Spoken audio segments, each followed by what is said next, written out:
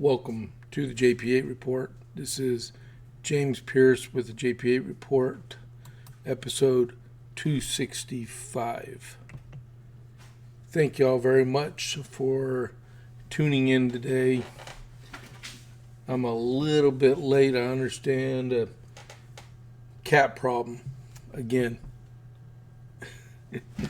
Hopefully they'll get quiet really quick. So where are we at besides being distracted? I don't know if y'all can hear them in the background, but I sure can. They're about 3 feet from me. Go. Okay. All right. Let's get this started. Okay. Welcome to the JP8 Report. Thank y'all very much for tuning in. If you are a first-time follower of the JP8 Report, don't forget to click that follow button and then give us a thumbs up. And please share the podcast. All right. So I got swirly marks on my screen here. Hopefully everything is fine.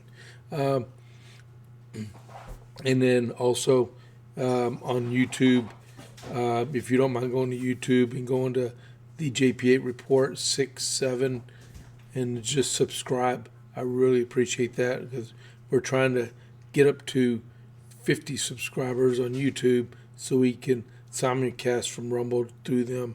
As long as Chad Prather says, the Google overlords allow us to do it. He was saying this morning on his Before the Noise podcast that he noticed that Google had throttled down on his page on YouTube. So let's hope that doesn't happen. But if it does, I have Rumble, which is what matters the most. All right.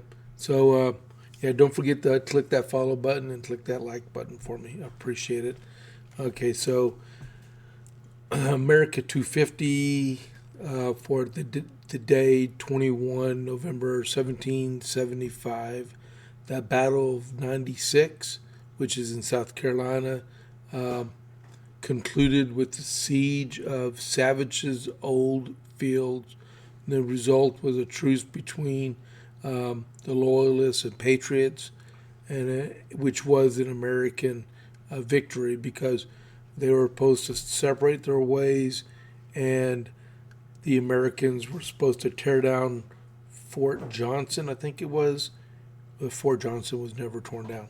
All right, but we won the very first land battle in the southern part of the colonies. And then also there was another on the November 22nd, which was the very next day. 4,000 Patriots overpowered a smaller British force at Reedy River, South Carolina, and we won that battle also.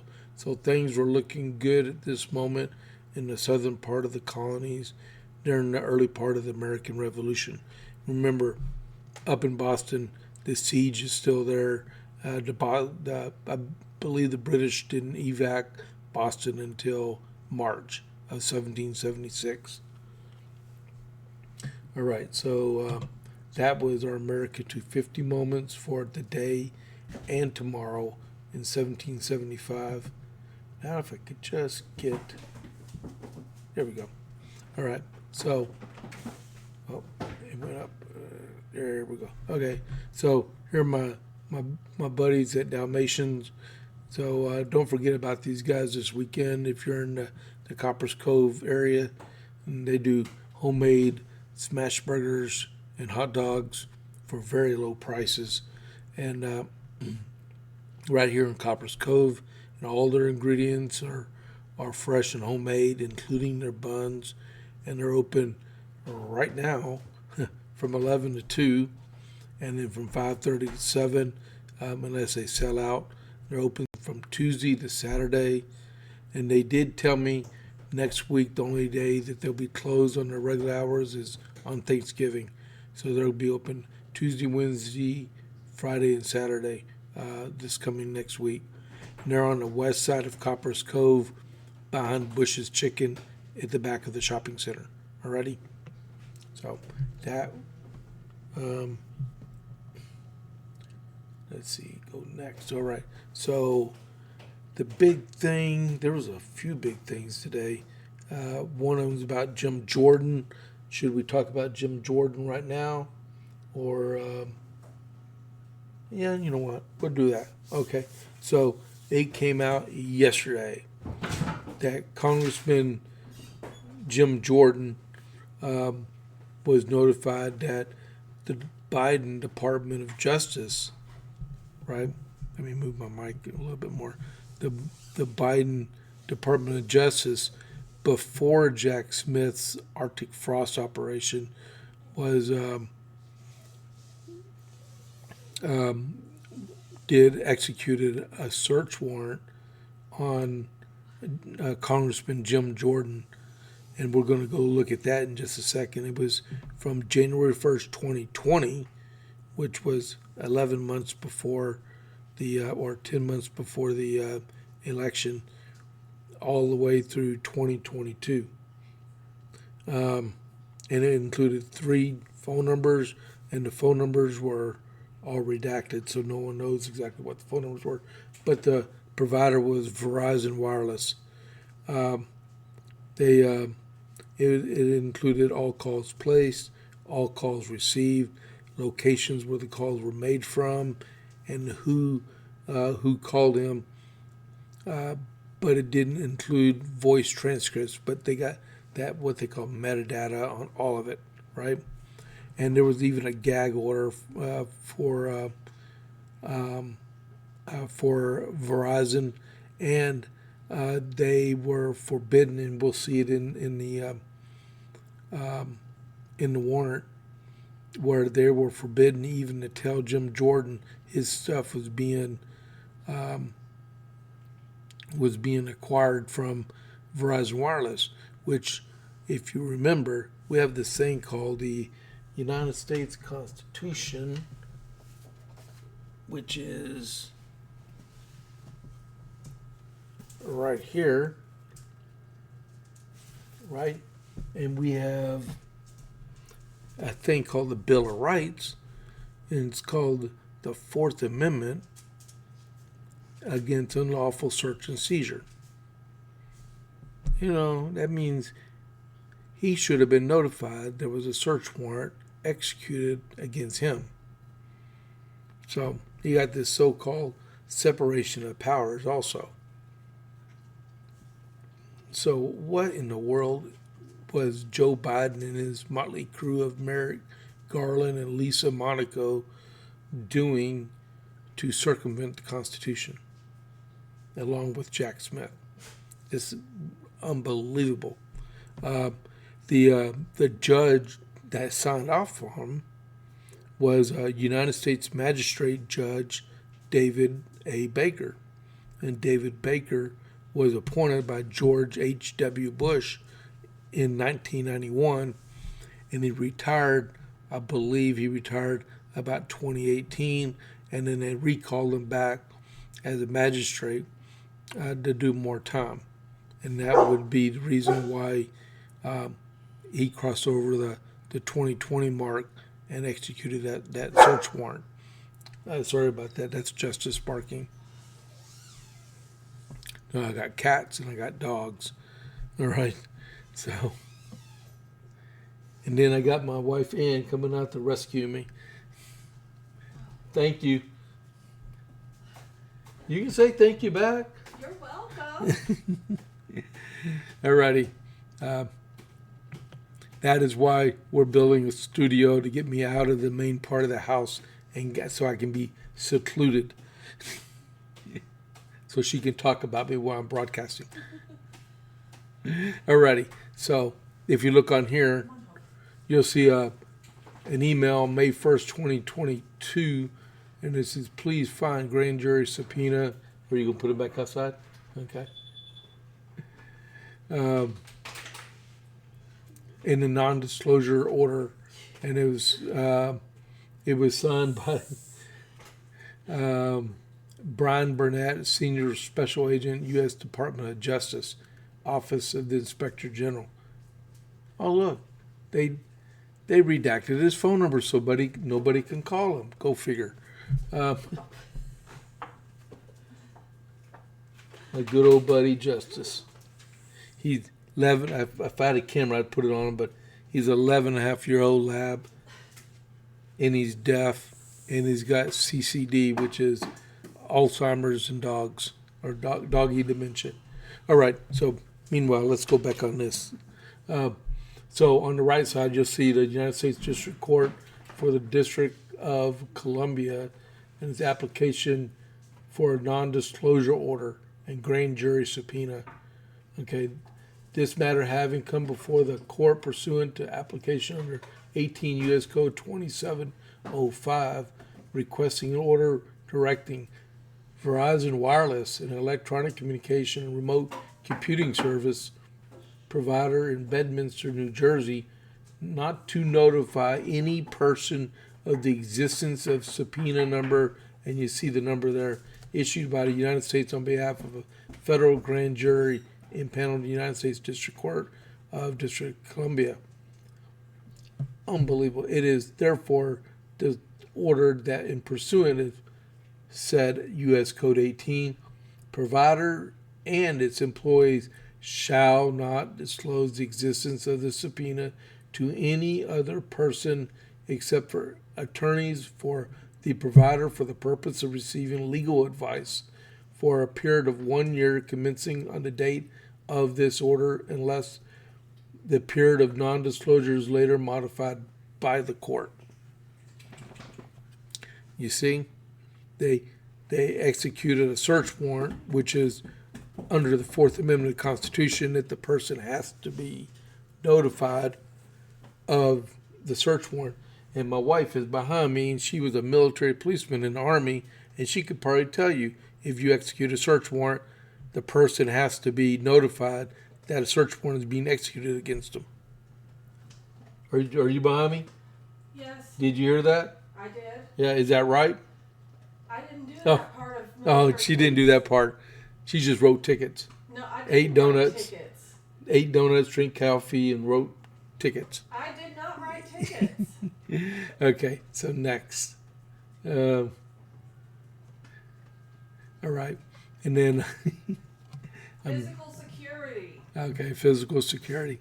She kept everybody safe. Okay, on the next one, you see how it was signed by David A. Baker, the magistrate judge that was appointed by George H.W. Bush.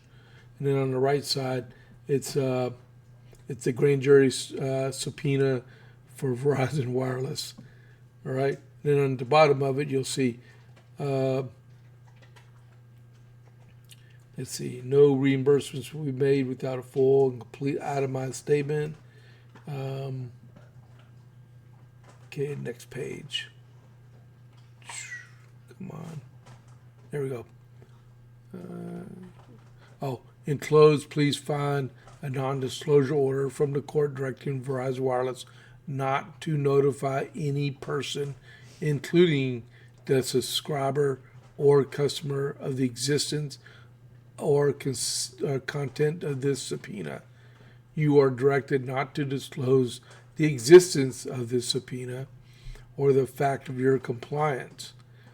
Any such disclosure on your part could impede investigation being conducted and thereby interfere with the enforcement of the law. And that was signed by Assistant Attorney General Kenneth Polite. And over on the next page, you'll see subpoena to testify before a grand jury, and that was to Verizon Wireless. You are commanded to appear in this United States court, district court, at the time, date, and place shown, and that was for May 13th, 2022. And it's signed by Timothy Dupree, and the U.S. Department of Justice attorney. Next page. All right, next page is Department of Justice for Verizon Wireless for a grand jury subpoena under Section 2703. Service records provided. That part's not in there.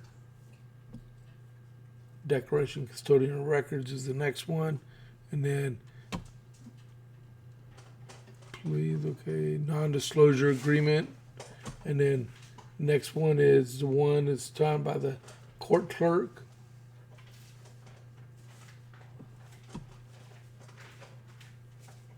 Another one, you are commanded, and it's on May 13th, 2022. I guess they want to see him again.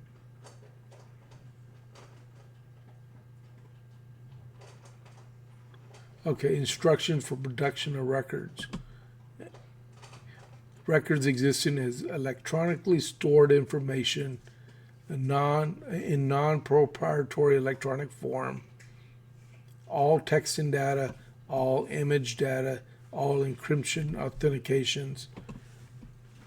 And then over here on the grand jury subpoena attachment, for any and all accounts associated with the following identifiers, area code 937, and the rest of it is subscriber information, names, subscriber username, screen names, addresses, all call detail records, including but not limited to detail records of inbound, outbound calls, text messages, direct connect, and voicemail messages. Well, if they didn't get the phone calls, but they surely got the voicemails. Length of service, means and source of payment, including any credit card or bank account numbers, billing records, telephone and instrument numbers, including MACs and ESNIs, SIMs. And man, this is serious stuff here. No wonder he was so upset last night on TV. I would be too. So that is one of the reasons why I was agreeing with allowing anyone under Arctic Frost to be able to sue the government for up to $500,000. Okay, I know it's taxpayer dollars, but something's got to sting to keep the federal government from executing illegal search and seizure warrants on Americans. You cannot, especially a member of Congress, they're supposed to be protected freedom of speech on all their communications. They were doing his office phone. Crying out loud, really? And, if you have a comment, please leave a chat on there. Man, I'll be happy to comment on it. But that is serious stuff there. How would you like someone to seize all your call records and you not know about it? And then you're in a federal investigation for a felony and you didn't even know about it. That's your right as an American. That's why we have the Constitution and all 27 constitutional amendments to protect you from the government. All right? So what's next? Fang Fang Bang Bang. He declared yesterday that would be Eric Swalwell from California, Democrat California. He announced that he is going to run for the California governor seat in 2026. He'll be running against Katie Porter and Xavier Becerra. Now I know how that one staffer, I believe the staffer was from someone in California's office, but they got caught taking $2.5 million, I think it was, from a dormant campaign account, and redirecting it for personal expenses and stuff. Well, now I know how it happened. Xavier Becerra was getting ready to run for governor and noticed that he was missing money. Now I know how that happened. But Katie Porter, Xavier Becerra, and now Eric Swalwell, all Democrats running for the governorship. And then on the right side, on the Republican side, you have Steve Hilton. And I believe he's the only Republican right now that's actually running for for governor in California. Let's see. Next. Let me check something else out here. Oh, okay. So these are all talking. The communist Azar Mamdani is going to meet President Trump at the White House at 2 p.m. Central today. If you notice, I look over my shoulder just to see if there's any breaking news on. I got it on Fox News on TV. But he's already in D.C., and he's going to be meeting the president at 2 p.m. Central, which is about an hour and a half from now. And the president already said it'll be a cordial visit until someone messes up, and it won't be our president. And then next, earlier the day, the House of Representatives, our United States House of Representatives, had a vote on denouncing socialism. And you would think that vote would pass 435 to 0. Well, you're wrong, right? It passed 285 to 98 with 2 voting present, and about 40 people didn't even vote. About 20 Republicans and I think 22 Democrats didn't vote, and then 2 voted present, which is essentially no vote. All 98 votes came from the Democrats, and approximately 85 Democrats voted yes to denounce socialism, and all but 20 of the non-voting Republicans. So there was about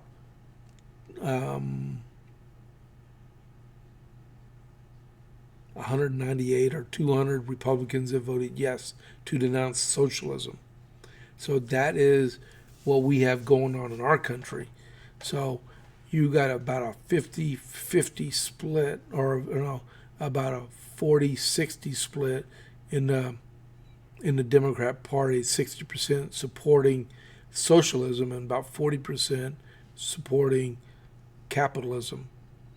And then, you look at it as we take an oath, both as military and office holders. You swear an oath to the Constitution, and socialism has no part of that Constitution. So you got to really wonder where their real priorities lie. All right. So we'll find out a little bit later on this afternoon how the meeting went with Mamdani. I really care less because he's still a communist. Okay, next is the National Education Association. This one company found out, or nonprofit found out, that there had been training arranged for the 3 million members of the NEA. That's this Randy Weingartner group. And it's going to be in December and in January. So two of the deals on it was advancing LGBTQ plus justice. It's advancing LGBTQ justice, quote unquote. And the next block is advancing racial justice through union work. You can see how communistic their adjectives are in this, because remember, they're teaching our kids. All 3 of my kids went through public schools. We couldn't afford private schools, so we were stuck with this kind of ideology. Well, maybe not here because we're in Central Texas, so we got good there. The messaging guide said transgender youth and the freedom to be ourselves. That was the motto of the blocks of instruction, right? So if you want to see what Defending Education found, I've got that in the comment section of the podcast. So you'll feel free to go over there and then copy the link and then go look at it. All right. It's wild. And then I can bring this over. This is one of the things I read in it. Goals of the training include establishing a common understanding about the identities under the LGBTQ plus community umbrella, developing a shared understanding of the anti-LGBTQ policy landscape, and how to develop counter narratives of inclusion and equity, deepening skills and strategies to confront implicit bias, microaggressions, and stereotypes in the LGBTQ plus community, and creating a tool set of tactics for dismantling systems of privilege and oppression as it relates to LGBTQ plus educators and students. Forget about following the law, right? Parent to parents. Maybe this is a reason why we should be getting more highly educated Christian parents to be on school boards, whether it be on the state board of education or the local school boards or even college boards, to get this nonsense out, get these teacher unions out of the environment to represent our teachers, so they can do. If you've been watching the news over the last few days, you've seen the pathetic testing scores coming out of a lot of these school districts, where kids can't even get past the fifth grade reading and math levels, can't even do algebra, when they can't even write an essay as a freshman in college. What are we doing with ourselves? Tonight, my wife and I, we're going to a Vintage Christian Academy for a fundraiser so they can provide scholarships for kids so they can go to this Christian school. It's called Lone Starry Night, and they're raising money to get these kids out of the public school system and give them a good quality education. Matter of fact, Vintage Christian Academy uses the Turning Point USA, a private school curriculum. Awesome. We have to do what we have to do to save our kids. All right, hold on just a second here.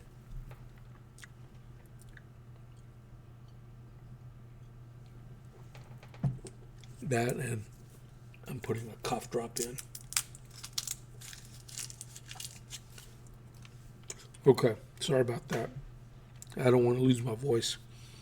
All right, so that was from the NEA. Go to that link I got in the comment section and explore it, and then share it out to your friends. Put it on social media. Get the word out, because the training starts in less than a month.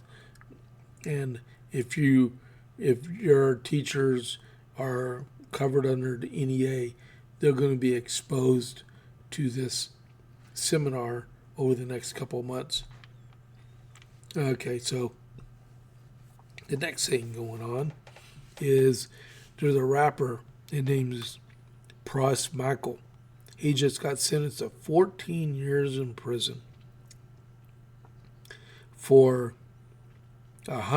raising $120 million in legal campaign donations for President Barack Obama. And they didn't say all 120 million went to President Obama, but this guy was from Fuji, and he was doing illegal foreign donations, which is against the law to do in the first place, right? And so what he got convicted of was the donations for President Obama's 2012 campaign from Low Tech Joe. He's a foreigner from Malaysia. He's the one that gave Pras Michel $120 million. And like I said, a portion of it went into President Obama's presidential campaign. And I think they found out about it in 2021-ish or something like that. I don't know why it took so long. And then the second thing was that he was convicted of tampering with multiple witnesses. And he perjured himself at trial. So he's going to spend 14 years in prison. I really hope he does not get a commutation or a pardon, either by our current president, which I seriously doubt, and a future president down the road. All right? He needs to pay for that. This brings further that we actually need to look at campaign finance reform. It's happening. How did this guy how was he able to acquire so much money and it not be legally declared where it was from? What was it, a straw donor or something?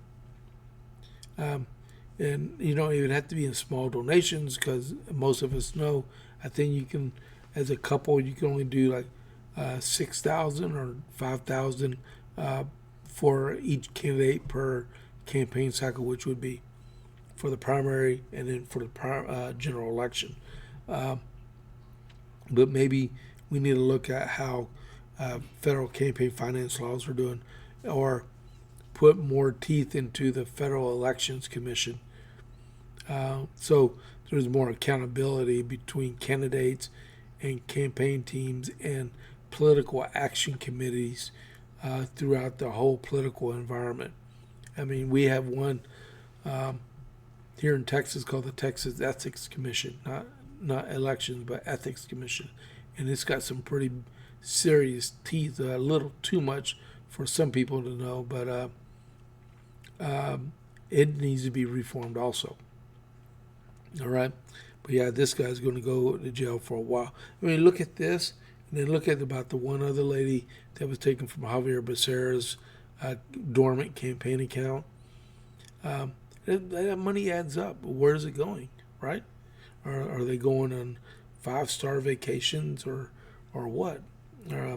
Something's going on with these guys.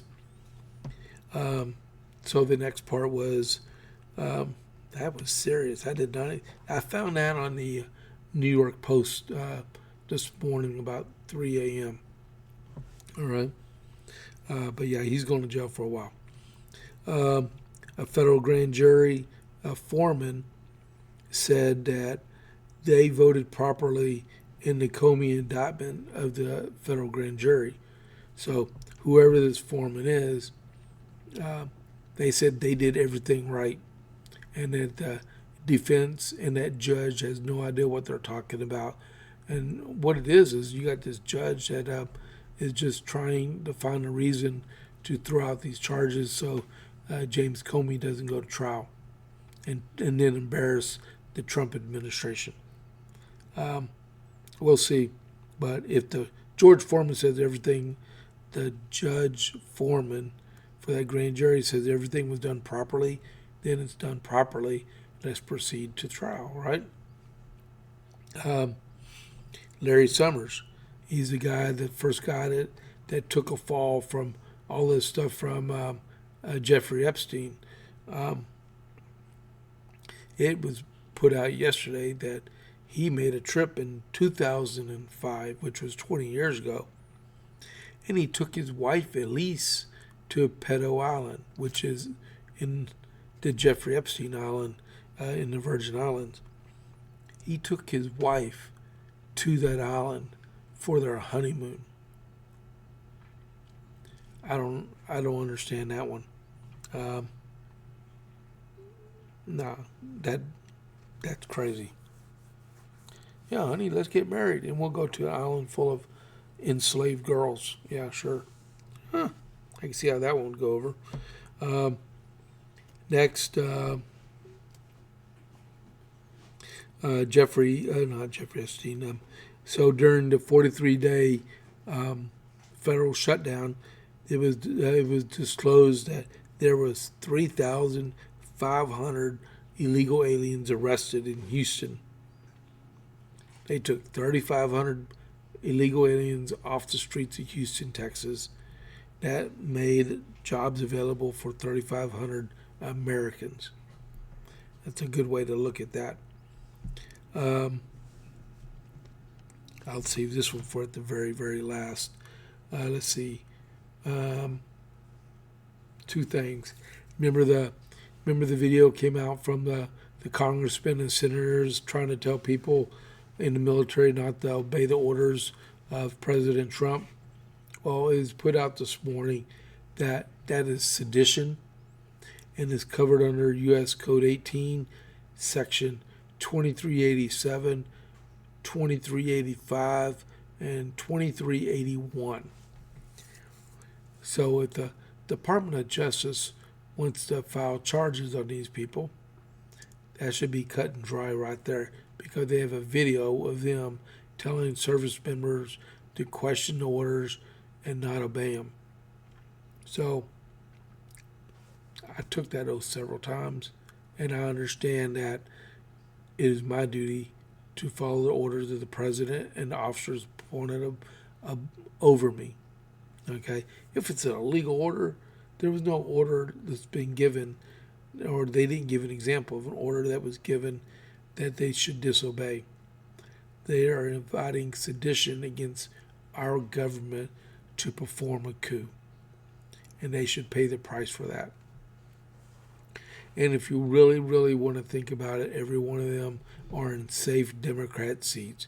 So if they're forced to give up their elected seat, they're going to be replaced by Democrats in the first place. So let's get fresh Democrats in there, right? And then New York Congresswoman Nydia Velasquez said yesterday that she is not going to run for re-election in 2026. And she's served in Congress since 1993. And she was the first Puerto Rican woman ever elected to the United States Congress. And so she's from, I believe, New York City. Let's see. And the last thing, and you can't make this up, okay? Democrat running for Congress in the 7th Tennessee District. Her name is Aftin Behn. She said she hates the city of Nashville. And my wife is listening to me right now. She probably hasn't heard that. But yeah, this lady, I'm going to quote what she said. I hate the city. I hate the bachelorettes. I hate the pedal taverns. And city to the rest of the country, but I hate it. And she's running against Matt Von Epps for Congress, replacing GOP Congressman Mark Green, who resigned for a private sector job. And that seat was a Trump plus 22 seat. So it should go back to the Republicans with no issue at all. But why would she run for Congress if she hates the city of Nashville, which is the major urban area in that congressional seat? That don't make sense at all. Oh my goodness, man! I tell you, like I said, you can't make this stuff up. All right, so this may be what are we at? About almost 40 minutes in this one. My wife is on a search. What are you searching for? A catch? She's around here somewhere. She's probably listening to me. All right, so we got that we're tracking on the president's meeting with Mamdani in another hour and 20 minutes, and there may be 2 resolutions on the floor in the House. One against Miss McCormick from Florida about being indicted for stealing $5 million from FEMA to kick her out of Congress. And the other was,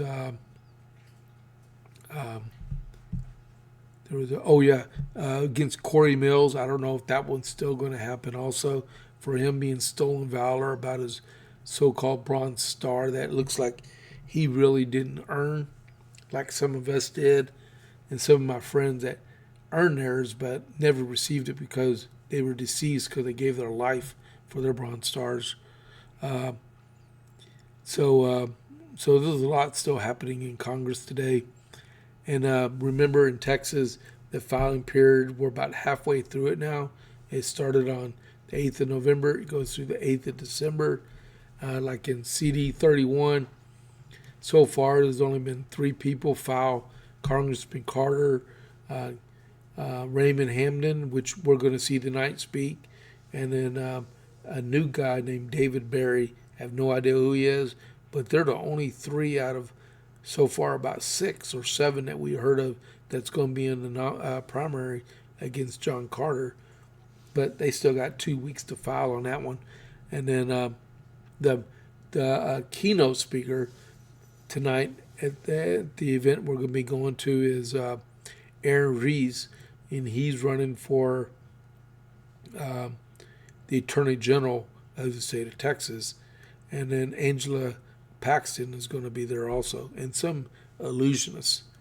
I guess he's going to make all the Democrats disappear in Texas, which would be cool. So that'd be great, and thanks for letting us be invited there from Vintage Christian Academy. That's great.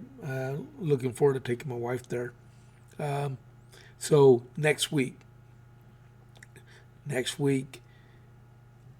it looks like I may just do stuff on Monday and Tuesday, and the vast majority of it is going to be America 250 moments, where, like I do at the beginning of the podcast all the time, I talk about, like today, about us being victorious at the Battle of 96 and at the Battle of Reedy River. That was cool. But everyone's going to be getting prepared for Thanksgiving, but I don't want to forget about the American Revolution and the whole reason why we're doing all of our celebration for America 250. And Monday, there's going to be some news come out, so I'm going to reiterate what happened over the weekend and on the first part of Monday, and the rest of it will probably be America 250 stuff. Okay, and if something important comes about, I'll do that on Tuesday, but like Tuesday, Wednesday, Thursday, Friday, and Saturday, and is all going to be America 250, probably, unless something really happens on Monday afternoon and Tuesday morning that needs to be put out. And then we have Thanksgiving, and on Saturday, I will take some pictures, but at Central Texas State Veterans Cemetery here in Killeen, we're going to be doing Wreaths for Vets. You have 2 organizations. You have Wreaths for Vets and Wreaths Across America. Ours is Wreaths for Vets. It was organized by Gene Shine, and we do that the Saturday after Thanksgiving, and all, I believe, 17,500 soldiers or service members and dependents and spouses that are buried out there. We put a wreath at each one of their grave markers, and then we recover it the first Saturday after the New Year's. I'm planning to be there for that event, and that'd be not this Saturday, but not tomorrow, but the next Saturday. All right, so I will see y'all Monday morning. I hope everybody has a great weekend, getting prepared for Thanksgiving, and if y'all gonna be traveling out of town starting Monday or so, have a safe trip. Listen to me on a mobile, all right? And on Facebook and YouTube. So I'll show you what I'm on X at James Pierce Jr. I'm on Facebook at James A. Pierce Jr. I'm on YouTube, where I need you to go to subscribe at the JP8 Report 67. Too bad I can't make that a hyperlink. And then YouTube. I'm on True Social at James A. Pierce. And you can send me an email at jp8report@gmail.com. All right. So I think I got everything done for the day. So I will see everybody Monday morning. Let y'all know how the stuff went tonight. And I hope you all have a great weekend. All right. So this is James Pierce with JP8 Report. I'll catch you on the flip side. I'm out.